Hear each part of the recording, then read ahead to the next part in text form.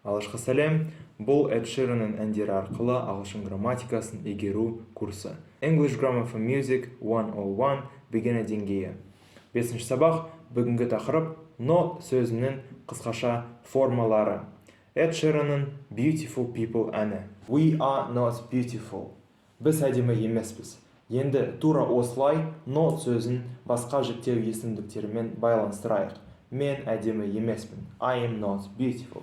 Сен әдемі емессің, немесе сіз әдемі емессіз. You are not beautiful. Ол әдемі емес. He is not beautiful. She is not beautiful. It is not beautiful. Біз әдемі емеспіз. We are not beautiful. Сендер әдемі емессіңдер, немесе сіздер әдемі емессіңдер. You are not beautiful. Олар әдемі емес. They are not beautiful. Кейде be етістігі және not сөзі қысқартылады. Логика өте жеңіл.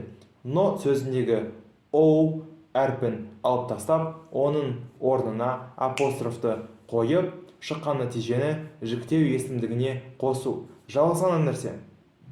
Am және not сөздерін бір-бірімен жиі қоспайды. Мен ағылшын тілін 7-8 жыл бойы оқып жүрмін және ешқашан am not комбинациясын естіген жоқпын. Бірақ басқа комбинацияларды өте көп қолданады. You are not, you aren't. He is not, he isn't. She is not, she isn't. It is not, it isn't. We are not, we aren't. You are not, you aren't. They are not, they aren't.